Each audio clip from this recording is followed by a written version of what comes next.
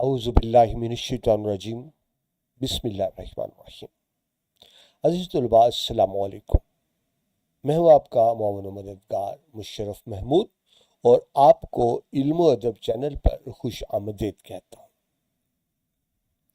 Dear student, सालेवल Urdu की नई book के लेक्चर्स का सिलसिला जारी है और अल्हम्दुलिल्लाह अब ये तकरीबन आखिर तक पहुँच चुका। आज हमने सेकंड लास्ट चैप्टर करना है, सबक नंबर 11, जो दरअसल एक अफसाना है, नया कानून, सादत हसन मंटू का लिखा हुआ। तो हस्बे मामूल हम पहले तफसीरी तारुफ देख लेते हैं, तस्वीरी तारुफ जिस तरह से हमेशा करते हैं, ताकि आपके जहन में एक वाज़िया तस्वुर बन जाए। जी, ये है सादत हसन मंटू। अच्छा, सबसे पहली बात, आमतौर पे मंटो कहा जाता है, लेकिन उनका अपना कहना यह है कि मुझे इस तरह से बुलाया जिस तरह वन टू, तो जिस तरह हम टू कहते हैं तो उस तरह मंटू, मंटो नहीं मंटू, जिस तरह वन टू। ठीक है जी। तो ये हैं जी सादत हसन मंटू, उर्दू के एक बड़े अफसाना निगार, बल्कि बहुत बड़े अफसाना निगार, जिन्होंने खुलकर लिखा और जिन्होंने वो लिखा जिसको दूसरे लिखने की जरूरत नहीं कर सके। ये वो है मंटो। आप जो अफसाना पढ़ रहे हैं मंटो के अफसानों से लिया गया। आप बुक टाइटल देख रहे हैं, मंटो के अफसाने। ये मंटो की असल रियल तस्वीर है और ये साथ उनकी बेगम है, सादत हसन मंटो, और उनकी मंटो की बेगम। मंटो को समझने के लिए आप उनकी तहरीर देखें। वो कहते हैं, अगर आप जिंदगी के दर्द के एहसास के अगर आपकी जिंदगी दर्द के एहसास के बगैर गुजरी है तो शायद अभी तक आप पैदा ही नहीं हुए। तो एहसास था इनको दूसरों का, और जो एक गरीब आदमी पे, मजलूम पे जुल्म होता है, उसको इन्होंने बड़ी खूबसूरती के साथ अपनी तहरीरों में, जो मुआशरती तसावत है, डिस्क्रिमिनेशन है और जो मुनाफकत है, उसको बहुत ही खूबसूरती से इन्होंने बयान किया।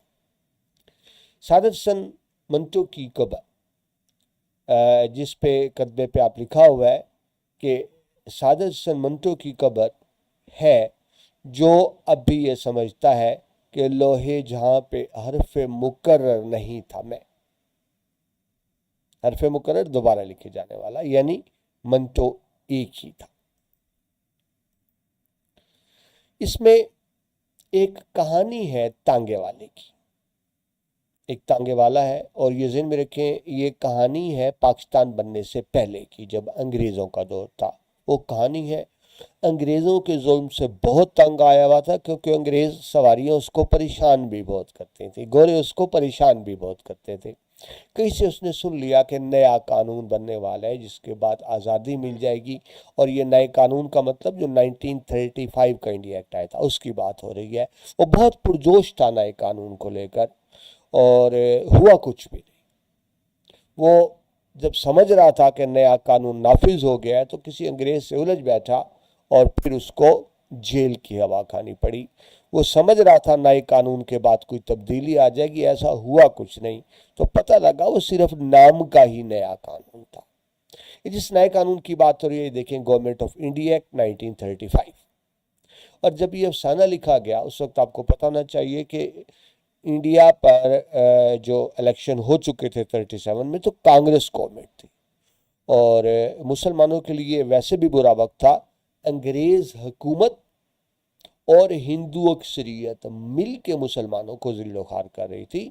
तो अंग्रेज़ों के दौर का ज़माना है ये, और जब कांग्रेसी वजारतें थी उसका ज़माना है। इसमें घोड़े पे वो मुख्तलिफ के जो जेवर पहने हुए हैं उसकी बात की गई है। तो जब हम यहाँ तक पहुँचेंगे तो इंशाल्लाह फिर मैं आपको इसकी वजाहत भी दूंगा। तो फिलहाल हम लेक्चर का सिलसिला शुरू करते हैं। जी, आइए मंटो की हालात ज़िंदगी की तरफ। असल नाम सादत हसन मंटो ही है और अदबी नाम भी यही है।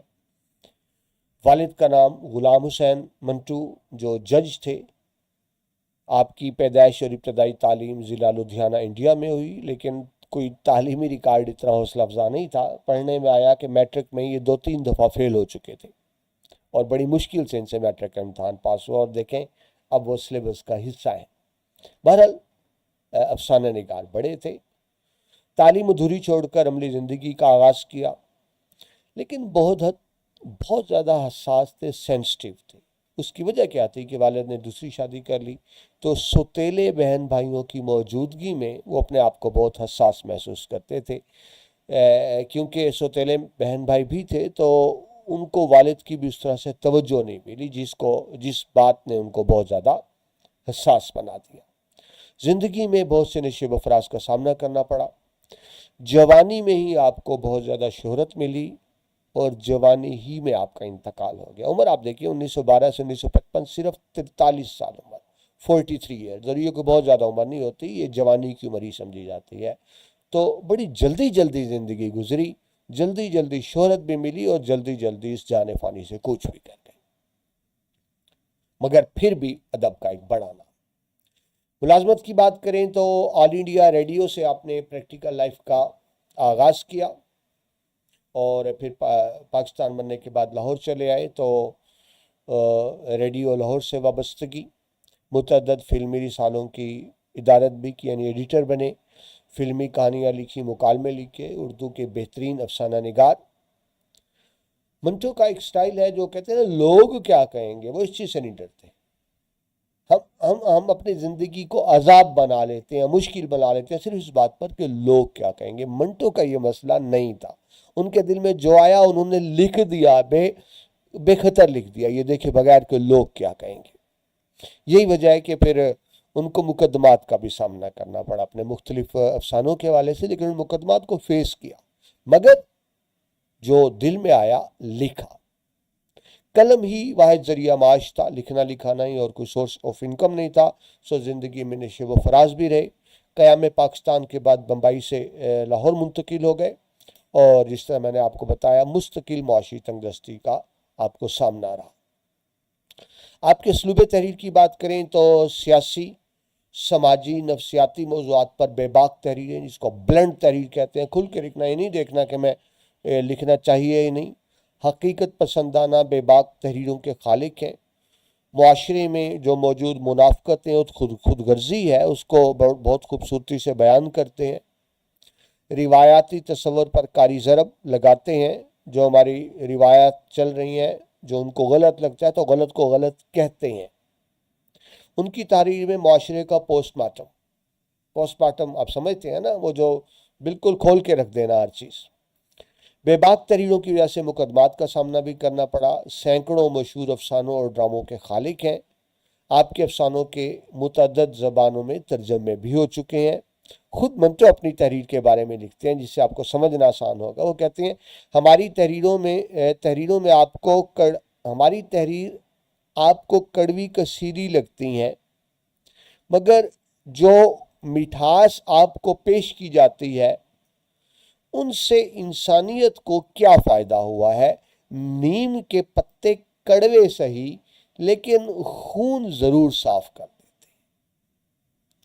تو اس تحریر سے ہی آپ کو اندازہ ہوگا کہ وہ مٹھاس نہیں پیش کرتے، وہ نیم کے کڑوے پتے پیش کرتے ہیں، یعنی جو معاشرے میں منافقت دیکھتے ہیں، جو ظلم دیکھتے ہیں، جو تفاوت دیکھتے ہیں، جو بڑے چھوٹے کا فرق دیکھتے ہیں، اس کو بلا کم و کاست ویسے ہی بیان کر دیتے ہیں، کسی مصلحت میں لائے بغیر۔ آپ کی مشہور تصانیف کی بات کریں تو سرگزشت اسیر، آتش پارے، لذت سنگ، چغت، نمرود کی خدائی، گنجے فرشتے، لاؤڈ سپیکر، پھندے، برکے، بادشاہت کا خاتمہ، ٹھنڈا گوشت، جنازے۔ ویسے تو آپ کے بہت سے افسانے ہیں، لیکن یہ آپ کی تمام تصانیف نہیں، چند مشہور تصانیف کی بات کر رہا ہوں میں۔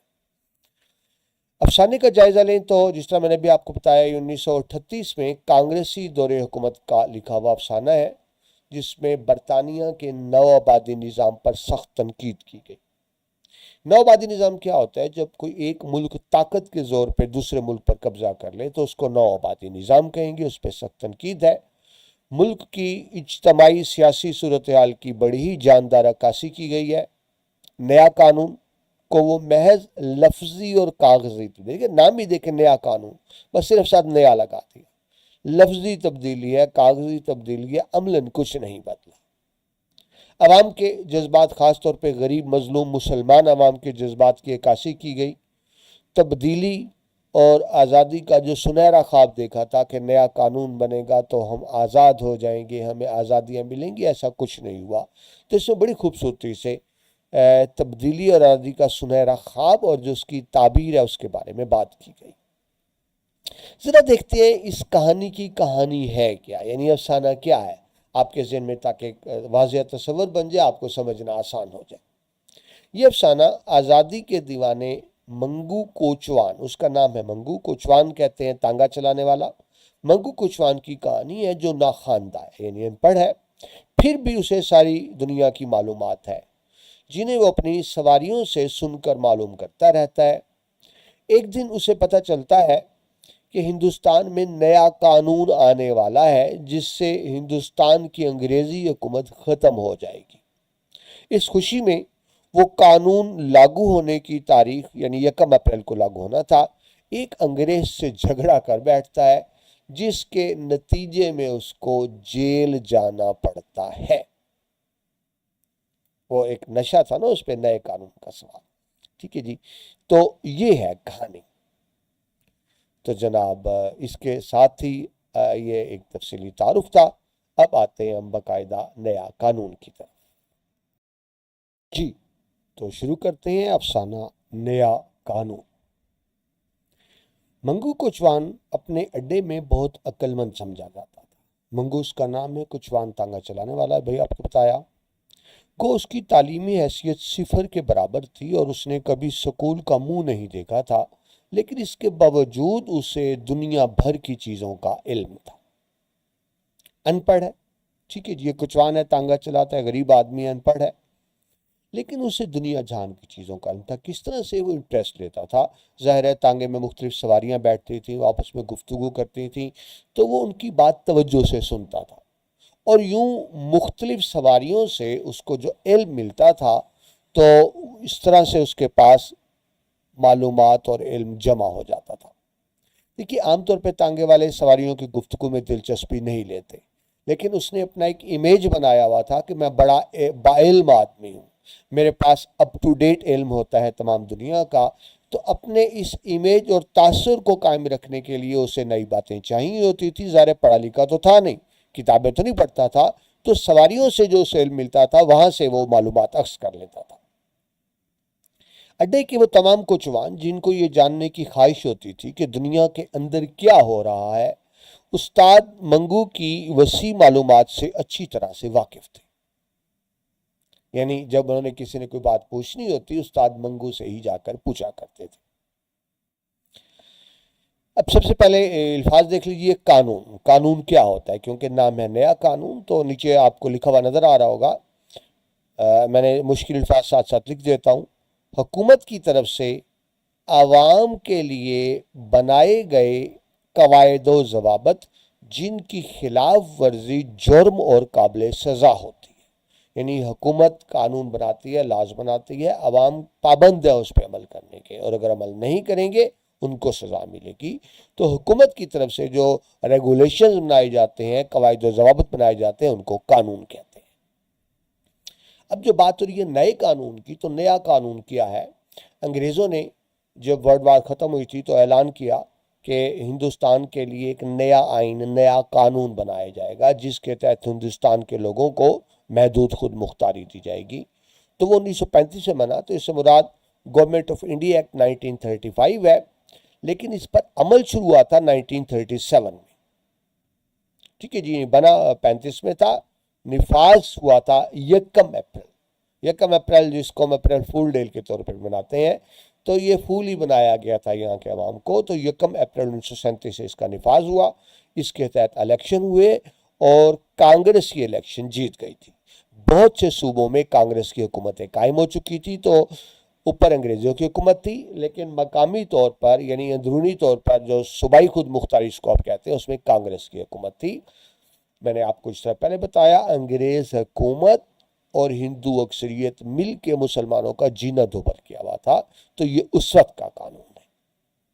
کوچوان کہتے ہیں تانگا چلانے والے کو۔ اڈے کا مطلب کوچوانوں کا سٹینڈ، یعنی جہاں یہ تانگے وغیرہ کھڑے ہوتے ہیں، جس طرح بس سٹینڈ ہوتا ہے، تو جو تانگوں کا سٹینڈ ہے یہ اس اڈے کی بات ہو رہی ہے۔ آگے چلیں جی۔ پچھلے دنوں جب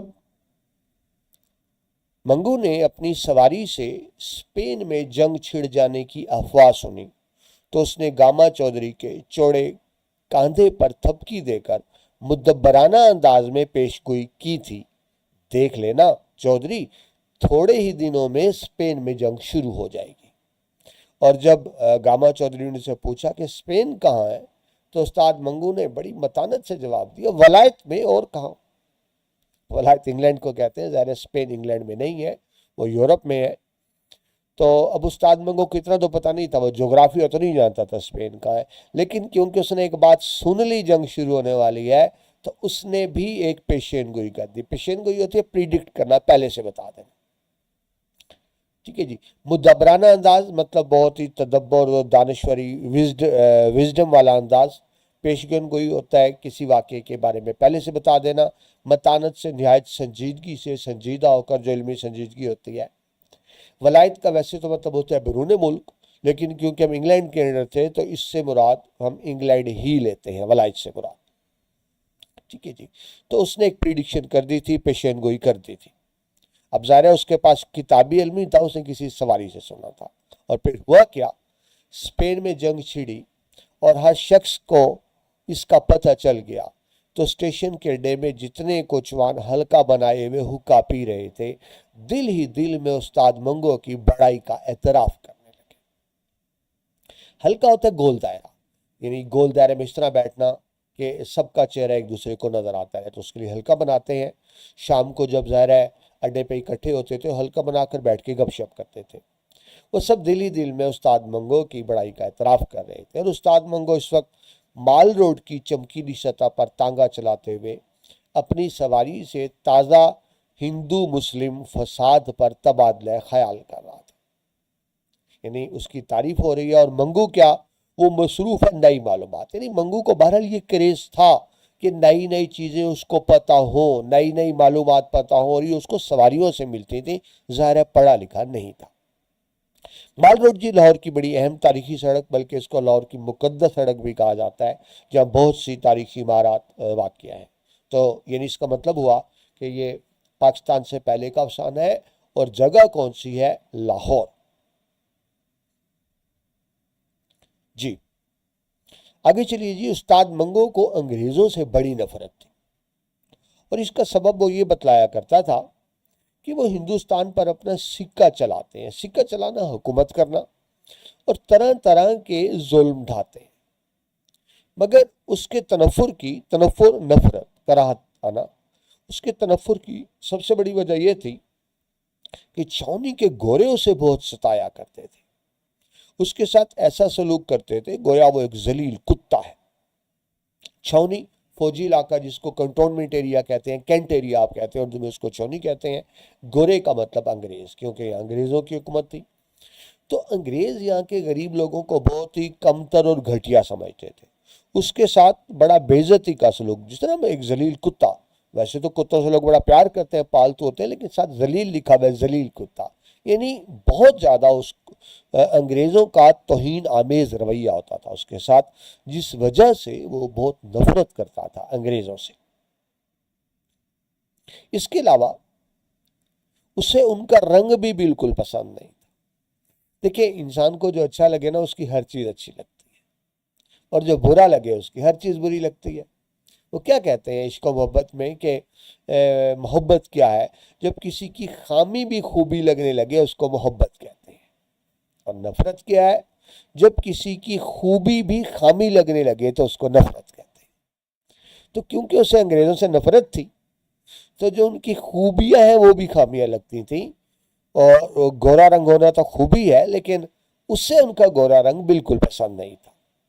وہ جب بھی گورے کے سرخ و سفید چہرے کو دیکھتا تو اسے متلی آ جاتی۔ متلی آنا، ابکائی آنا، دل برا ہونا، نہ معلوم وہ کیوں کہا کرتا تھا کہ ان کے لال جھریوں بھرے چہرے کو دیکھ کر مجھے وہ لاش یاد آ جاتی ہے جس کے جسم کے اوپر سے جھلی گل گل کر جھڑ رہی ہو. ٹھیک ہے. وہ لاش سے کیا ہوتا ہے, جو اوپر سکن ہوتی ہے نا, یہ ڈیزالو ہونا, یہ جھڑنا یعنی وہ اتر جانا. تو اس کو لگتا تھا جیسا لاش کے اوپر سے سکن اتر جاتی ہے اور نیچے سے سفید سفید نکل آتا ہے, تو ایسے ہی اس کو لگتا تھا انگریز کے سفید چہرے دیکھ کر, گویا ایک لاش ہے جس کے اوپر سے جھلی سکن اتر چکی ہو. تو میں نے آپ سے بات کی نا, جب کوئی برا لگتا ہے تو پھر اس کی ہر چیز بری لگتی ہے. لیکن بہرحال اس کے پاس ایک نفرت کی وجہ بھی تھی جو میں نے آپ کو بتائی کہ اس سے برا سلوک کرتے تھے. تو یہ دیکھیں, یہ منٹو یوسف افسانے میں اس حقیقت کی عکاسی کی ہے کہ انگریز کس طرح ظلم و ستم کرتے تھے اور یہاں کے لوگ کتنے تنگ آئے ہوئے تھے انگریزوں کے اس رویے کی وجہ سے, خاص طور پہ غریب لوگ. آگے چلیے. جب کسی نشے میں گورے سے اس کا جھگڑا ہو جاتا, یعنی جب نشہ گوروں نے کیا, جب انسان, قرآن میں کیوں کہا گیا شراب ام الخبائث, تمام برائیوں کی جڑ ہے, اس کی وجہ یہ ہے کہ شراب پینے کے بعد انسان کو ہوش نہیں رہتا, وہ اچھائی برائی کی تمیز کھو بیٹھتا ہے, وہ جانتا نہیں میں کیا کہا, وہ اپنے افعال سے واقف نہیں ہوتا. تو یہ بات کی جا رہی ہے جب کسی نشے میں گورے سے انگریز کا جھگڑا ہو جاتا تو سارا دن اس کی طبیعت بگدر رہتی, قدر رہتی, یعنی آپ سمجھ لیں کہ آلودہ ہونا, برا ہونا, اچھا نہ ہونا. آپ کی کتاب میں ویسے اس کا مطلب آلودہ لکھا ہوا ہے, لیکن یہاں اس کا مطلب ہے کہ طبیعت اچھی نہ ہونا, مطلب اس کا موڈ آف ہو جانا. ٹھیک ہے. تو اس کا موڈ آف ہو جاتا تھا, پورا دن موڈ آف ہو جاتا تھا, اور شام کو اڈے میں آ کر ہل مار کا سگریٹ پیتا یا حکے کے کش لگاتے ہوئے اس گورے کو جی بھر کر سناتا تھا. ہل مار کا جی سگریٹ کا ایک نام ہے, سگریٹ کا برانڈ, جو سستی سگریٹ ہوا کرتی تھی. ظاہر غریب سستی سگریٹ ہی پی سکتا ہے, اور گورے کو جی بھر کر سناتا. آگے گالی دی, گورے کو کیا گالی دیتا تھا, وہ گالی ایسی ہے نہیں کہ آپ کی کتاب میں لکھی, اور ایسی بھی نہیں کہ میں بھی آپ کو سنا سکوں. آپ خود سمجھ جائیں, جب غصے میں ہوتے ہیں تو وہ کیا گالی دی جاتی ہے. عام طور پہ جو ماں کی گالی دی جاتی ہے وہی گالی لکھی ہوئی ہے. یہ موٹی گالی دینے کے بعد اپنے سر کو ڈھیلی پگڑی سمیت جھٹکا دے کر کہتا. ٹھیک ہے, سر پر پگڑی تھی تو یہ جھٹکا دے کر کہتا. اچھا جی, میں اس کو درست کر دوں, یا مقدر کا میلا اور آلودہ لکھا ہوا ہے, تو آپ کی بک میں ویسے ہی مطلب دیا ہوا ہے, لیکن یہاں اس کا مطلب یہ نہیں ہے. یہاں اس کا مطلب ہے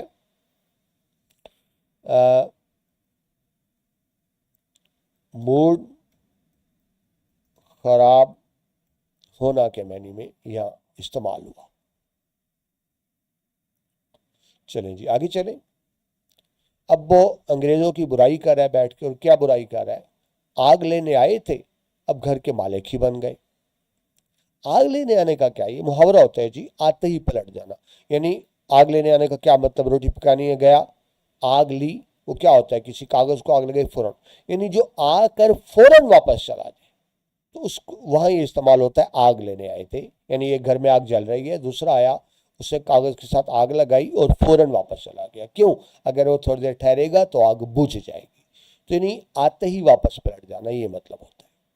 تو انگریز آگ لینے آئے تھے, اب گھر کے مالک ہی بن گئے. وہ تو تجارت کرنے آئے تھے نا, آپ جانتے ہیں مغلوں کے دور میں انگریز تجارت کرنے آئے تھے, اور آج مالک بن کر بیٹھ گئے ہیں. اس کو غصہ بھی اس بات کا ہے کہ ملک تو ہمارا تھا, یہ باہر سے آئی اور آج مالک بنے بیٹھے ہیں. ناک میں دم کر رکھا ہے, یعنی بہت تنگ کرتے ہیں ان بندروں کی اولاد میں. گالی ان کو بندروں کی اولاد کہہ رہا ہے. یوں روب گھانٹتے ہیں گویا ہم ان کے بابا کے نوکر ہیں. روب گھانٹنا, روب ڈالنا, بابا کہوں گے تیرے, وہ میں تیرے بیدا نوکر ہوں, اس سینس میں کہ ہم ان کے نوکر تو نہیں, یہ تو ہمارا اپنا ملک ہے. یہ باہر سے آئے اور آ کے ہمارے مالک بن کر بیٹھ گئے. اس کو غصہ تھا اس بات کا. اس پر اس کا غصہ ٹھنڈا نہیں ہوتا تھا جب تک اس کا کوئی ساتھی اس کے پاس بیٹھا رہتا, وہ سینے کی آگ اگلتا رہتا.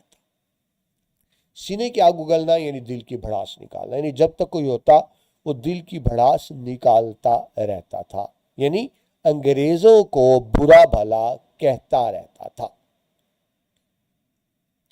اب مزید وہ اس کا دل ابھی ٹھنڈا نہیں ہوا, مزید برائی کر رہا ہے. شکل دیکھتے ہو نا تم ان کی, جیسے کوڑ ہو رہا ہو. اب کوڑ ایک مرض تھا جس کو جزام کہتے ہیں, برس کی بیماری کہتے ہیں, اور یہ اس میں انسان کا چہرہ اتنا بگڑ جاتا ہے کہ کوئی اس کے پاس نہیں جاتا، اسمیل آتی ہے، بدبو آتی ہے۔ تو یہ بہت مرض تھا اس برِ صغیر پاک و ہند میں بھی، لیکن اللہ کا شکر اب ختم ہو گیا وہ حفاظتی ٹیکوں وغیرہ کی وجہ سے۔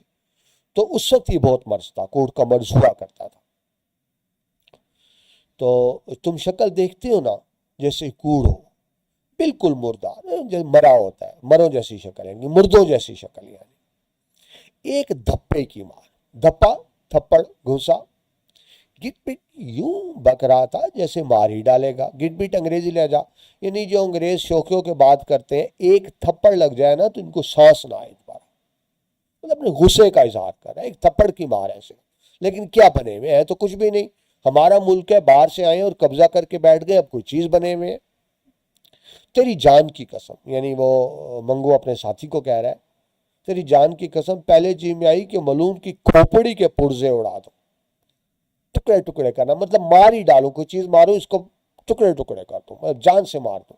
لیکن اس خیال سے ٹل گیا کہ اس مردود کو مارنا اپنی ہتک ہے، ہتک توہین، کہ یعنی یہ اس قابل بھی نہیں کہ ان کو مارا جائے۔ جی تو چاہتا تھا کہ مار دوں، کھوپڑی کے پرزے اڑا دوں، لیکن یہ اس قابل بھی نہیں، ٹھیک ہے جی۔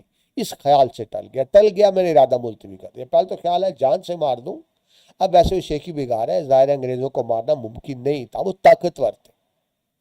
وہاں اگر اس کو اگر کسی بندے کا انگریز سے جھگڑا ہو جاتا، ظاہر معاملہ عدالتوں میں جاتا، پولیس میں جاتا، تو وہاں انگریزوں کو ہی فیور ملتی تھی، انگریزوں کی حکومت تھی۔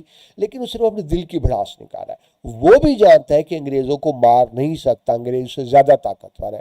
لیکن دیکھیں کمزور کیا کرے، کمزور یہی کر سکتا ہے نا، جب کمزور آپس میں بیٹھتے ہیں تو یوں ہی دل کی بھڑاس نکالتے ہیں، ورنہ حقیقت تو یہ ہے کہ ان کو کچھ بگاڑ نہیں سکتا تھا، بڑا مضبوط پنجہ گاڑ چکے تھے انگریز۔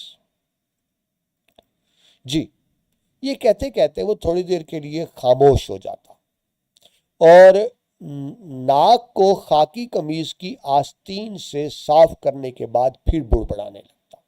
یہ عام ان پڑھ جال کرتے ہیں، وہ قمیض کی آستین یوں اس طرح ناک صاف کرنا، یعنی کپڑے کی بجائے یوں قمیض سے اس طرح سے ناک صاف کرنا۔ تو آستین جو قمیض کا بازو والا حصہ ہوتا ہے، پھر بڑبڑانے لگ جاتا۔ بڑبڑانا یعنی انگریزوں کو برا بھلا کہنا۔ بھگوان، قسم ہے بھگوان کی، اب ظاہر بھگوان ہندوؤں کے ہوتے ہیں، لیکن ذہن میں رکھیں تقسیم سے پہلے یہ تخصیص نہیں تھی، کیونکہ ہندو مسلمان اکٹھے رہتے تھے، تو یہ بھی عام بات تھی کہ کوئی مسلمان بھگوان کی قسم دے دے یا کوئی ہندو خدا کی قسم کھا لے، کیونکہ کلچر ذرا مکس سا تھا۔ قسم ہے بھگوان کی، ان لاٹ صاحبوں کے ناز اٹھاتے اٹھاتے تنگ آ گئے۔ میں نے اس لیے بات کی کہ لاہور میں اکثریت مسلمانوں کی تھی، اب منگو نام سے نہیں پتہ چلتا، لاہور میں اگرچہ ہندو تھے، کم تھے، مسلمان زیادہ تھے، تو ہو سکتا ہے ہندو ہو، لیکن یہ زیادہ امکان ہے کہ مسلمان بھی ہو سکتا ہے۔ بہرحال یہاں مطلب یہ ہے کہ لاہور کا رہنے والا ایک غریب انسان، جی، لاٹ صاحب کہتے ہیں بڑے عہدیدار، یعنی کسی بڑی پوسٹ پہ ہو، کسی بڑے منصب پہ، اس کو لاٹ کہتے ہیں۔ تو لیکن یہ طنز کیا جا رہا ہے، ان لاٹ صاحبوں کے ناز اٹھاتے اٹھاتے تنگ آ گئے، یہ طنزن کہا جا رہا ہے۔ جب بھی ان کا منحوس چہرہ دیکھتا ہوں، رگوں میں خون کھولنے لگ جاتا ہے۔ رگوں میں خون کھولنا، اندر یعنی شدید غصہ آنا۔ کوئی نیا قانون بنے تو ان لوگوں سے نجات ملے، مطلب یہ کب آئے کہ ہم ان کے ظلم و ستم سے بچیں۔ ایک روز استاد منگو نے کچہری سے اپنے تانگے پر، کچہری کہتے ہیں جی عدالت کو، کورٹ کو، کچہری سے اپنے تانگے پر 2 سواریاں لا دیں، اور ان کی گفتگو سے اس کو پتا چلا کہ ہندوستان میں جدید آئین نافذ ہونے والا ہے، یعنی قانون۔ تو اس کی خوشی کی انتہا نہ رہی، یعنی اس کی تو خواہش تھی کہ نیا قانون آئے، ان انگریز مردوروں سے اور ان کی بندر کی شکل والوں سے اور مرداروں سے جان چھوٹے، اس کی خوشی کی انتہا نہ رہی۔ 2 ماروڑی جو کچہری میں اپنے دیوانی مقدمے کے سلسلے میں آئے ہوئے تھے۔ ماروڑی ایک شہر ہے، مارواڑ، جس طرح لاہور کا رہنے والا لاہوری، تو مارواڑ کا رہنے والوں کو مارواڑی کہتے ہیں، تو شہر کی نسبت سے۔ کچہری عدالت दीवानी मुकदमे, नहीं वो मुकदमे जो आपस के झगड़े होते हैं। यानी आपको मुख्य बता दूं, मुकदमे दो तरह के होते हैं, दीवानी और फौजदारी। जिन मामले में हुकूमत इन्वॉल्व हो, यानी कोई कत्ल गारत और इस तरह के मामले जिनमें सज़ा मिलती हो, उसको फौजदारी मुकदमे कहते हैं। लेकिन जो लोगों के आपस का लेन देन का झगड़ा होता है, जिसका हुकूमत से या गवर्नमेंट का कोई ताल्लुक नहीं, उसको दीवानी मुकदमे कहते हैं, यानी आपस के झगड़े, जिसको इंग्लिश में आप सिविल केसेस कहते हैं। तो वो दो बंदे कोई पेशी भुगत के आ रहे थे, घर जाते हुए जदीद आइन यानी इंडिया एक्ट के मुतल्लिक बातें कर रहे थे। लेकिन क्योंकि अदालत से आए हैं और अदालत में जब बैठे होते हैं तो उन्होंने वकला की गुफ्तगू सुनी होगी कि नया आइन आ रहा है, तो आपस में गुफ्तगू कर रहे हैं। और मंगू बहुत गौर से दिलचस्पी से सुन रहा है, क्योंकि वो तो खुद चाहता है कि नया आइन। सुना है कि 1 अप्रैल से हिंदुस्तान पर नया कानून चलेगा। अब 1 अप्रैल, ये किसकी बात हो रही है? कानून 1935 से बना है, लेकिन ये 1 अप्रैल की बात हो रही है 1937 से इस पर अमल होना था। मतलब जल्द ही नया कानून नाफिज होने वाला था।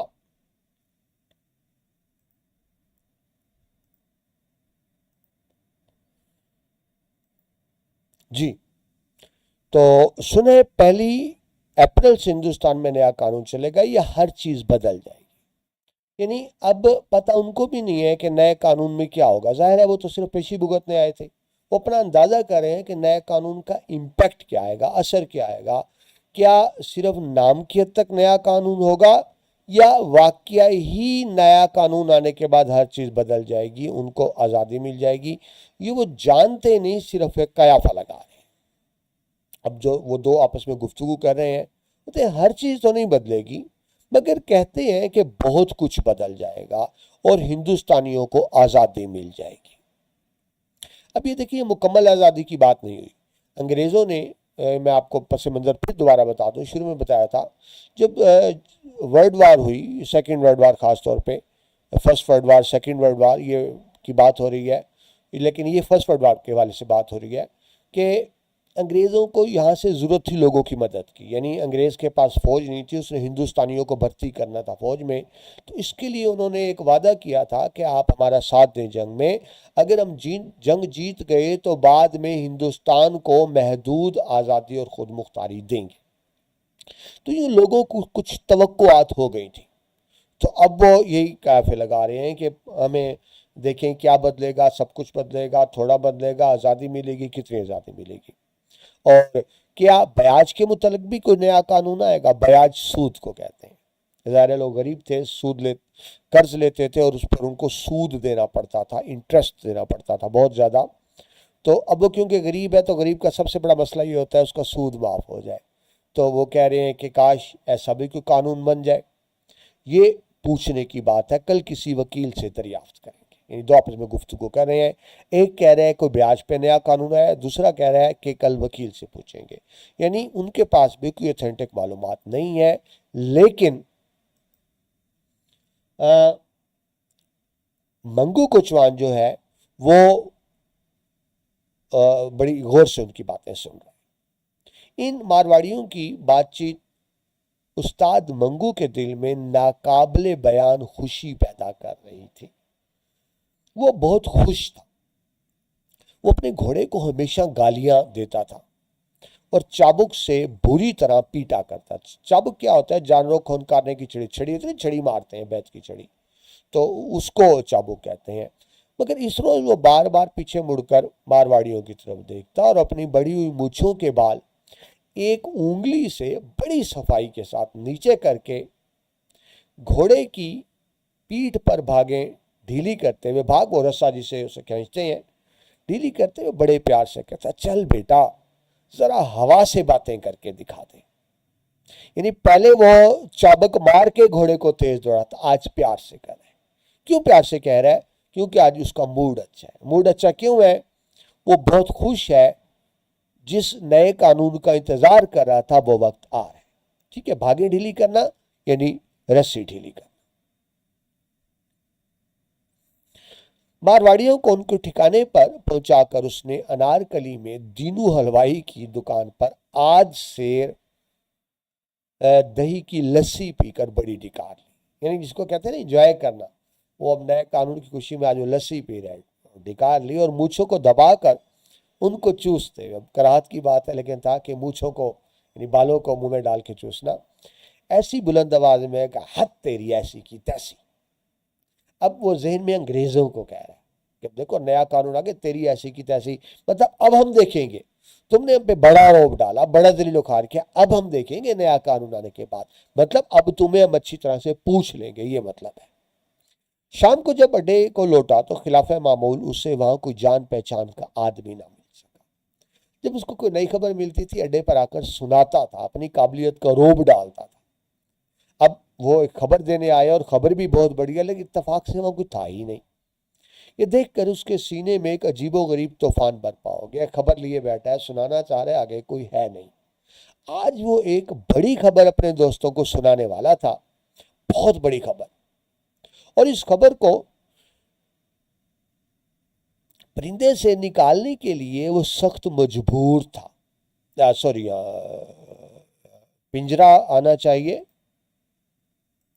جی لفظ غلط لکھا گیا. لفظ یہ تھا وہ اس خبر کو اپنے اندر سے نکالنے کے لیے سخت مجبور تھا، لیکن وہاں کوئی تھا ہی نہیں. یعنی وہ بہت بے چین ہے کہ اس خبر کو سنائے دوسروں کو، لیکن کوئی تھا نہیں. تو بے چینی سے انتظار کرنے لگا کہ کوئی آئے تو میں اس کو یہ اتنی بڑی بریکنگ نیوز. ٹھیک ہے جی اسٹوڈنٹس، پہلی ویڈیو میں یہاں پہ کمپلیٹ کرتے ہیں کیونکہ یہ بڑا افسانہ ہے تو ان کو ہم 3 ویڈیوز میں مکمل کریں گے. تو اس کے بعد دوسری ویڈیو میں آگے آپ سے دوبارہ ملاقات ہوتی ہے. اپنا بہت سا خیال رکھیے گا. اللہ حافظ.